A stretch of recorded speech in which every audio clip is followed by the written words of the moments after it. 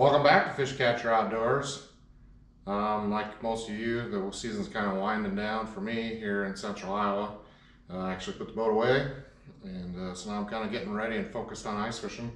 One of the things I needed to do, I purchased the livescope earlier this year, and I really wanted to get it set up for ice fishing. So I've been working on that, and I came up with something pretty slick here. I was looking at the Summit shuttle bag, but they're sold out. And I needed something. I'm trying to maybe try and make a trip up north this next week, so I decided I'd fabricate something myself. You've seen some of the stuff I've done with 3D print parts and etc. too, as I've been building out my boat. So I just decided that I would make my own pack, and I think it turned out pretty slick, so I want to show you that. So let me show you what I got here. So this is my Garmin 93 SV Plus unit. I've got the livescope module. I bought this tool bag, I think it's an electrician's bag from Lowe's. It's actually a Cobalt brand, but I think it looks pretty nice. The sides are pretty solid and stiff. It's got a metal handle that's really makes the whole thing nice and sturdy. And when I was working on it, I really wanted to make it so that, you know, if I didn't like it, I could basically just take it back apart and use it as a tool pouch. But I think it turned out really slick.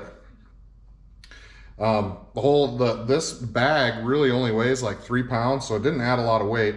And then you've seen me in the boat, I've been running these Milwaukee drill batteries. These are 9 amp hour batteries. And then I also 3D printed my own adapters.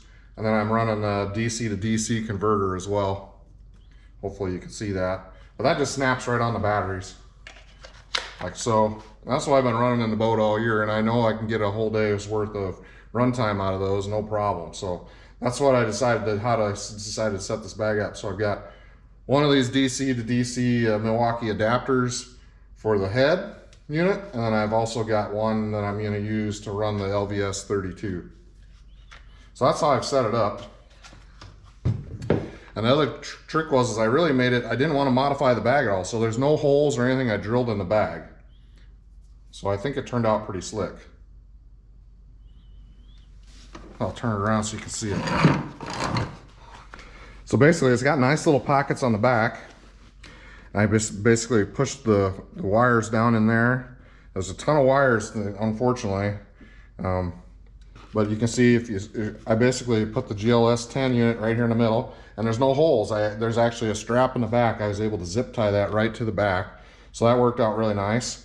And then I just coiled up the wires and put one down this side, one down this side, and I put the batteries down the middle. So I'll show you how I do that. Basically snap this one on like that, put it down in there. Snap this one on like this, put it down in there, like so. And then I also put this piece of foam. I think that's gonna do two things. It's gonna keep things from rattling, those batteries from rattling around back there, but it also should hopefully keep them a little bit insulated when I'm out there in the cold. So that just goes on like that. And you can see it's all nice and compact.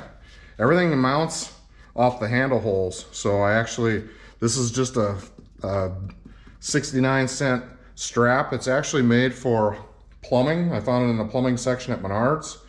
And then I just bent it.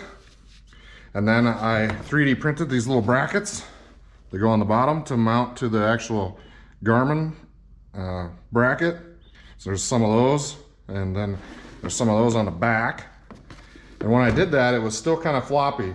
So then what I did is I 3D printed these, and these are all, once again, all off the handle holes. So all of this just mounts off the handle holes. And once I did that, this jogged bracket goes from here to into the side of the Garmin. And I did that on the other side as well, kind of triangulates it, and then it's nice and stiff. So you can see, really, and so there's no modifications to the bag at all. The wires are just stuffed in the pockets, and it really turned out really slick. Nice and compact. I mean, it's just barely bigger than the GLS 10 unit, and it's about the exact same size as the bracket, and that's really what I wanted. But I tell you, when I'm dealing with being in the ice tent, I don't want any extra space eaten up with a great big bulky. I've seen a lot of guys doing DIY, other styles, and it tends to be really big and out of a cooler or whatever, but I think this turned out really nice. And like I said, you can see it's nice and compact. All the wires are tied up in there. This thing's heavy duty, but it's nice and light. Everything's mounted off the handle holes, so really slick. Then I focused my attention on the transducer itself. So I 3D printed my own 90-degree bracket. You can buy those too, but I 3D printed that. So my transducer's at 90 degrees. This is just a plumbing flange. All the rest of this is just PVC, and this is actually irrigation pipe, so it's the thinner wall stuff, but it's still nice and sturdy. And then I 3D printed these legs so that can just go in the hole like so. So I think it turned out really nice. I'm getting really anxious to use it. I'm hoping to make a trip up north this weekend to try it out. So that's the plan anyways. So thanks again for tuning into Fish Catcher Outdoors this week. Appreciate everybody's support. Thanks for checking out the videos. Please like and subscribe if you haven't. And we'll see you again next time.